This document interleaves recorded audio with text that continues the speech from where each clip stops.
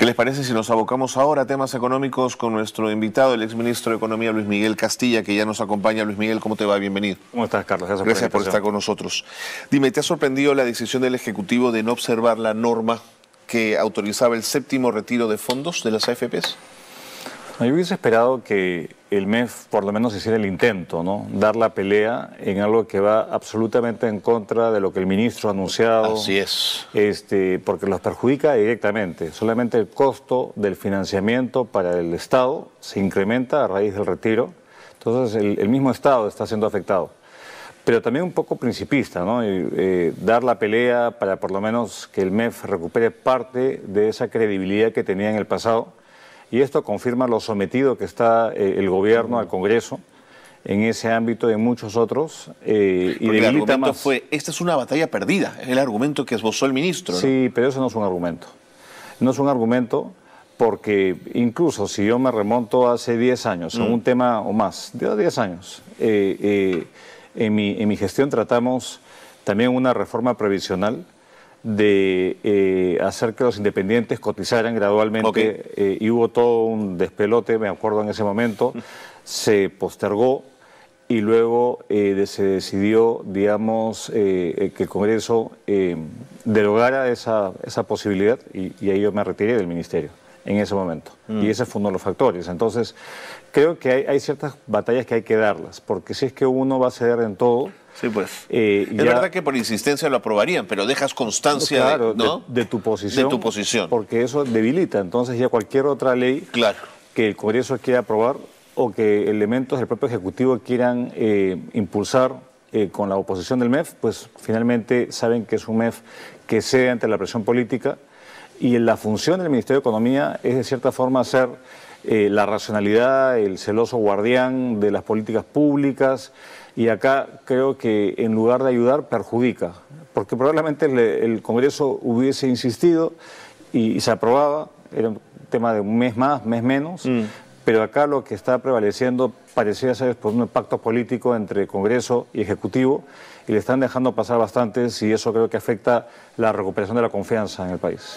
Quizás debía empezar por esta pregunta, pero el argumento del Congreso para habilitar que estos fondos lleguen a los ahorristas, a los futuros pensionistas, fue la dinamización de la economía. ¿Es un argumento válido? No, absolutamente falaz. ¿No va a dinamizar nada? Nada, porque uno, que ya la economía está entrando en una fase de recuperación. Ya el último dato del INEI pone la economía creciendo en febrero en torno a 2,5%, 3%, lo cual no es mucho, pero ya estamos dejando la fase recesiva. Lo segundo es que la mayoría de personas que tenían saldos ya los han retirado y esto favorece a quienes más tienen. De hecho, es sumamente regresiva este retiro por 30.000 millones de soles adicionales y lo que hace es que mata un sistema previsional, lo vacía de contenido. Entonces vamos a tener muchísima gente que va quizás tener un poquito de liquidez hoy, puede incluso impulsar una presión inflacionaria temporal y no va a servir de mucho porque ya la gente necesitada ya no tenía saldo cero y con esto se amplía la gran mayoría de personas que no van a tener un saldo y la consecuencia va a ser que 1 de cada 10 peruanos a futuro va a tener algún tipo de pensión. 10%. Entonces creo que ahí todos nos hacemos flaco favor. Y creo que peor aún, cuando se aprobó este séptimo retiro, también se introdujo la reforma previsional y se archivó. Y eso va a tener que retomarse en la siguiente legislatura. Entonces, yo creo que ahí no hay ningún efecto positivo. Estamos viendo que los que se quedan en el sistema van a ver el valor de su fondo disminuir, porque van a tener que vender activos para poder tener la liquidez.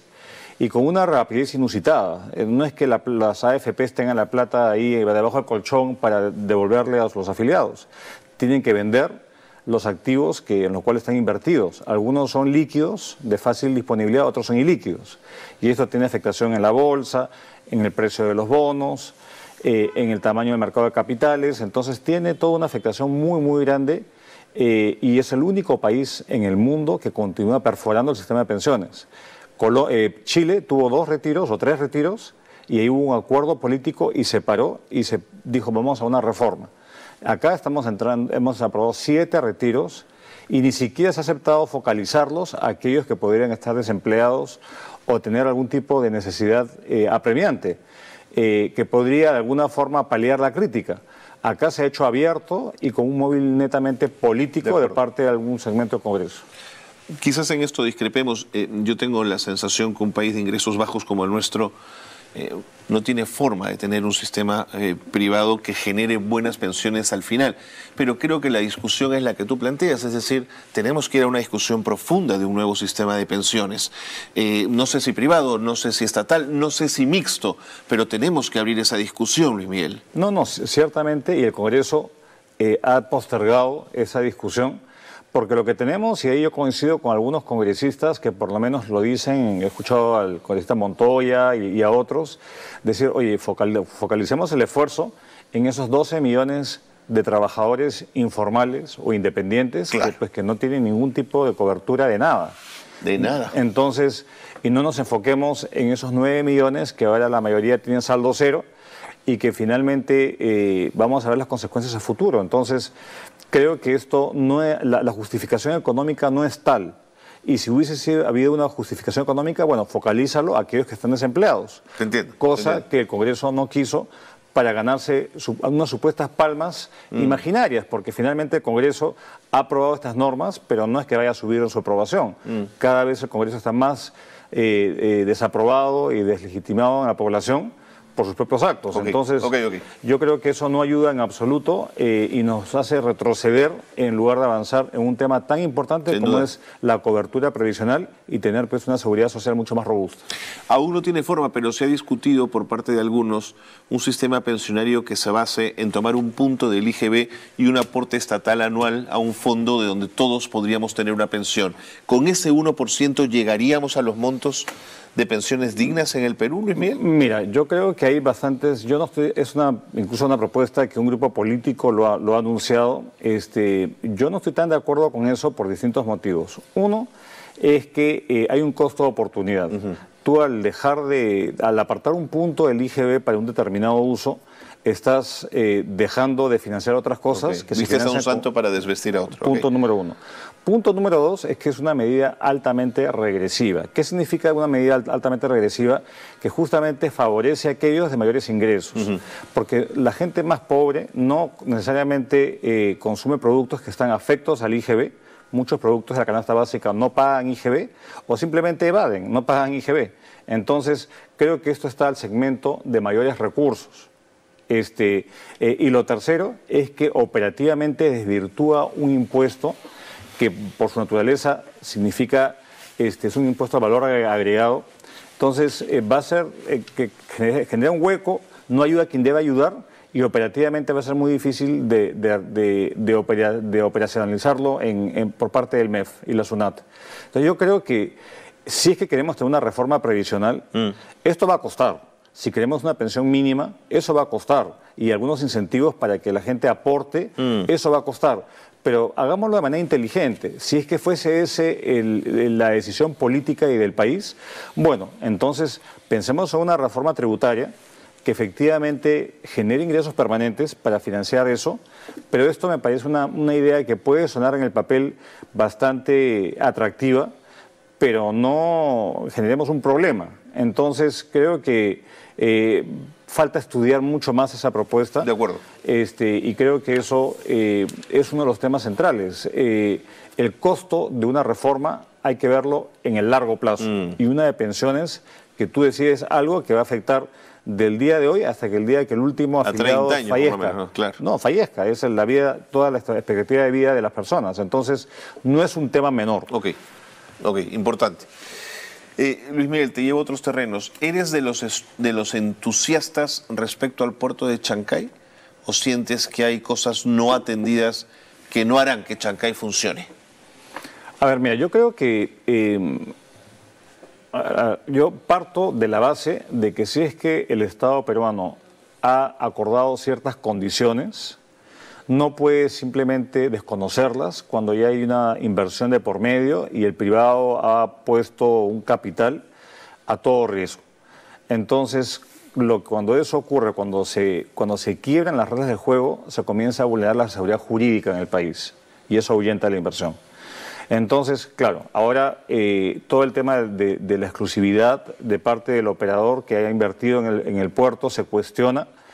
Yo creo, y ahora se está modificando incluso la ley para acomodar esa figura, yo creo que somos un poco reactivos a estas cosas. Si queríamos impulsar mayores operadores, hemos debido tener un marco legal que así lo establezca.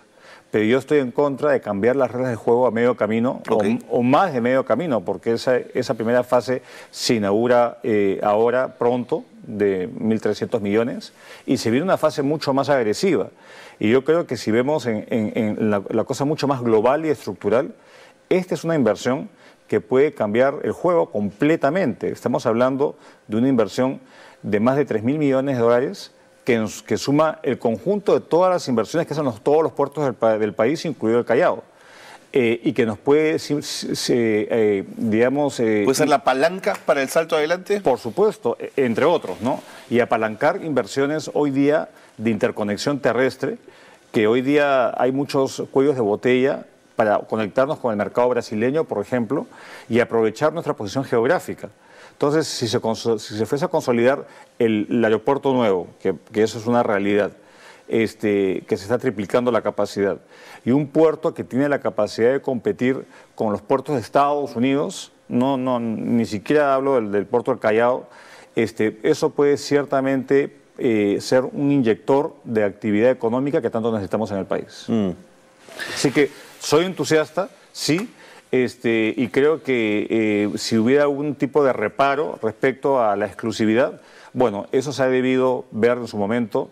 Ahora, yo no sé, yo no soy abogado, pero si se aprueban leyes, no se aplican de manera retroactiva, en mi criterio, y lo otro, no hay leyes con nombre y apellido, en mi criterio. Entonces, estas adecuaciones que se han hecho, creo que van a tener que pasar por el test legal para efectivamente no introducir incertidumbre regulatoria y que los agentes económicos sepan a qué atenerse. Pero el puerto de Chancay, de alguna manera lo has insinuado, necesita una serie de obras complementarias para su desarrollo y fortalecimiento. Pero la obra pública en el país, Luis Miguel, demora muchísimos años en ejecutarse. Mira nada más el metro de Lima. Hay un hospital en Andahuaylas que lleva 12 años esperando ser terminado. En esos términos, ¿cómo es esto una oportunidad? Bueno, es una oportunidad en tanto haya la capacidad, la continuidad de poder convertir Chancay en una ciudad, una mega una ciudad, provincia, digamos, ¿no? que vaya a traer flujos migratorios. Claro. Y ya lo estamos viendo que muchos están comprando, tierra, claro. Tierras y cuyo valor se está disparando. Entonces, creo que esto obliga, y yo he leído reportajes que Chancay está medio abandonado, de efectivamente darle todos los servicios y que no se convierta pues en un núcleo económico, pero que esté evidentemente abandonado porque es el caldo cultivo de la inseguridad ciudadana, de la criminalidad, como tiende a ocurrir usualmente en el área de influencia de los puertos. Los puertos generan mucha inseguridad. Entonces, ¿no? Creo que esto es una oportunidad. Claro, tenemos el sistema, el sector público, que tiene muchas falencias, tú lo has mencionado. Nosotros en Vidensa hemos calculado la eficiencia de la inversión pública a nivel nacional y tenemos retrasos que en promedio van a los 2.000, 3.000 días en promedio y puedes llegar efectivamente a proyectos que están 10 o 12 años retrasados, más las horas paralizadas, más el hecho de que tú acabas una estructura, un hospital, y no tienes después el equipamiento ni el personal especializado. Entonces hay una importante falencia en el Estado, pero creo que esta inversión hubiese acelerado cerrar brechas y crear las condiciones mínimas, pero eso depende de que haya voluntad política y un Estado que no esté pues desenfocado. Yo veo hoy día el Estado que está más preocupado pues por cosas que no necesariamente responden al bienestar de la población, temas que tienen que ver con problemas judiciales de la presidenta o cuestiones distintas a lo que debe ser su quehacer. Pero esta es una oportunidad, creo yo, si se sabe aprovechar. De acuerdo. Has mencionado que este primer trimestre te hace cierta ilusión el crecimiento, el haber salido de una zona oscura y negativa, pero no hemos resuelto cosas que yo quería poner sobre la mesa, digamos, que no las íbamos a resolver tampoco en 3 meses, pero por lo menos a encontrar una luz al final del túnel. El tema de la eficacia de los gobiernos subnacionales para invertir, Luis Miguel.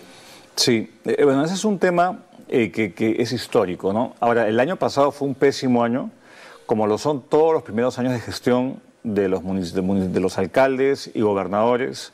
Habida cuenta que no hay reelección y cuando empiezan, hacen borrón y cuenta nueva y empiezan de cero y tenemos un serio problema de capacidades. Servir hizo una encuesta, Carlos, no hace mucho, donde los responsables de inversión pública a nivel de las entidades de todo el gobierno, del todo el Estado, solamente el 10% tiene las aptitudes para manejar el sistema de inversiones, presupuesto. Entonces no hay las capacidades instaladas, uno. Dos, tenemos una excesiva atomización, municipios muy pequeñitos que tienen que pasar por todo un sistema rígido de gasto público. Tenemos, por otro lado, poblaciones muy pequeñas, muy dispersas, que es difícil llegar.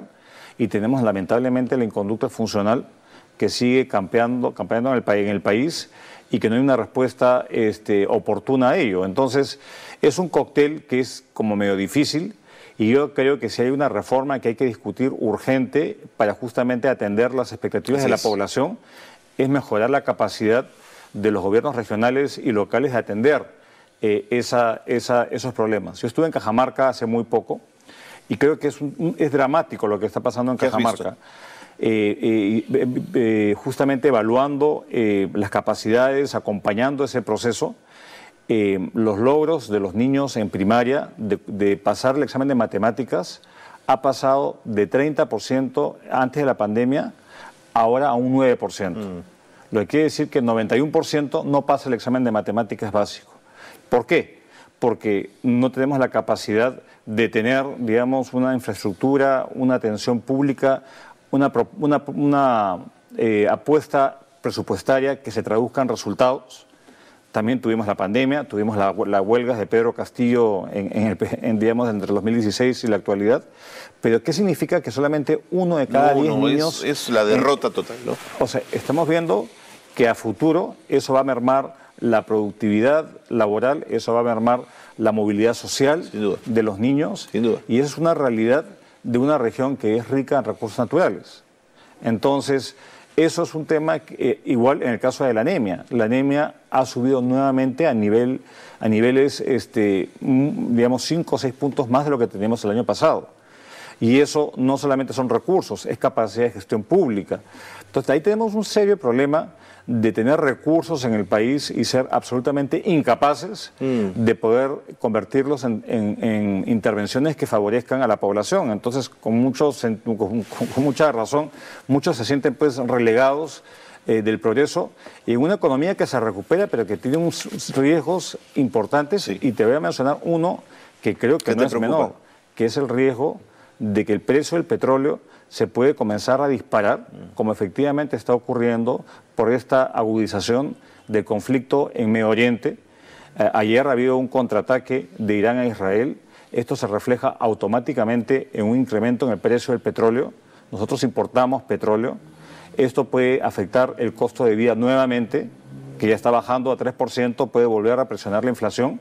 Y esto puede ocasionar también el hecho de que el fisco, que tiende a subsidiar los combustibles a través del Fondo de Estabilización, tenga problemas. Entonces, estos conflictos no se anuncian. La geopolítica está muy complicada y esto es un tema no menor. Al ser un país que es un importador neto de petróleo, el diésel es la principal fuente de energía, el transporte público. Entonces, ahí tenemos un tema muy, muy serio que no estamos aparentemente en otra.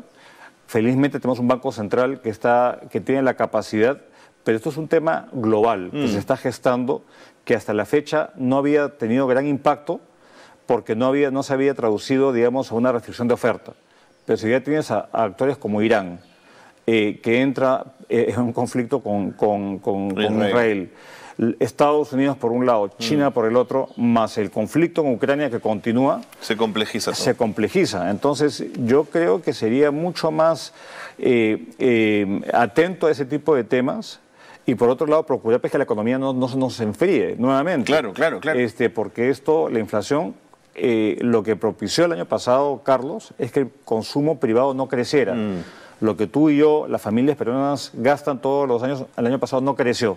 Y es una fuente importantísima de actividad económica. 60% del gasto en el país lo hacen las familias y las personas, el consumo privado. Y no creció, ¿por qué? Porque la inflación era más elevada. Y no creció porque los sueldos eran más pobres. Entonces yo creo que tenemos que propiciar, no subestimar un problema que se nos viene, creo yo, ojalá que no sea así. Pero lo segundo es propiciar una recuperación económica y nuevamente, teniendo una capacidad de recuperación post-niño, no podemos comenzar a timbiarla en un entorno político e institucional tan enrarecido como el que seguimos viviendo. Una última pregunta, Luis Miguel, que es más agraria, pero que tiene que ver también con economía, que es la reforma de los mercados de tierra, en un contexto además de severa dispersión e informalidad de la propia propiedad. La formalización de la propiedad rural creo que es clave para que ese pequeño minifundio pueda tener, digamos, la posibilidad de sumar en asociaciones o en cooperativas modernas, la posibilidad de entrar en la agroexportación, que además suma puntos impresionantes al PBI. ¿Qué hacemos con el mercado de tierras? ¿Cómo solidificamos la propiedad rural, sobre todo? Es un tema central el que mencionas, Carlos, porque hubo un esfuerzo hace años de titularizar predios en el país y esto se vio interrumpido y eso más bien ha sido totalmente relegado por un mercado negro de tráfico de tierras. Sí, señor. Que a veces no se utiliza para el tema agrario, sino para el crecimiento urbano en las ciudades, que cada vez van ampliándose de manera desordenada. Entonces, sí creo que una forma inteligente de incluir a la economía familiar que opera en pequeñas parcelas es asegurar que haya pues títulos de propiedad seguros y que esto les permita incluso acceder a financiamiento y poder venderle a otras empresas más grandes que tienen capacidad de vender al exterior. Y yo creo que un tema central que estamos viendo en el país es que muchas actividades ilícitas, como el tráfico de tierras, la tala ilegal, la minería ilegal, el narcotráfico, todo esto está saliéndose de las manos. En este caso tenemos un serio problema de ordenamiento territorial que pasa porque las normas se cumplan y muchas veces la responsabilidad recae en autoridades regionales o locales que deben velar porque así sea. Entonces creo que se nos está yendo un poco el país con este tipo de cuestiones y temas como la inclusión de agricultura de subsistencia a cadenas productivas de exportación, a lo mismo en la minería, que tiene una dinámica mucho más compleja quizás porque hay crimen transnacional de por medio, son temas que no están siendo abordados adecuadamente, nuevamente porque nuestras autoridades, o en el Congreso de la República, o en el Ejecutivo, están en otra cosa totalmente alejada de lo que son los problemas nacionales que se siguen, digamos, concentrando como una olla, digamos, de vapor, una olla de presión que puede lamentablemente estallar si es que no se le comienza a desregular la temperatura. Acá todo se piensa que no tiene impacto, todo tiene impacto. Cualquier decisión de política pública, muchas veces, ojalá buenas, pero principalmente malas, afecta al bienestar de la gente y lo vamos a ver a futuro. Luis Miguel Castilla, gracias por habernos ayudado a entender desde tu perspectiva algunos elementos centrales de economía. Gracias por haber estado con nosotros. Muy amable. Luis Miguel Castilla, exministro de Economía, ha estado con nosotros en el programa. Interesante todo lo que hemos podido abordar el día de hoy con él. Vamos.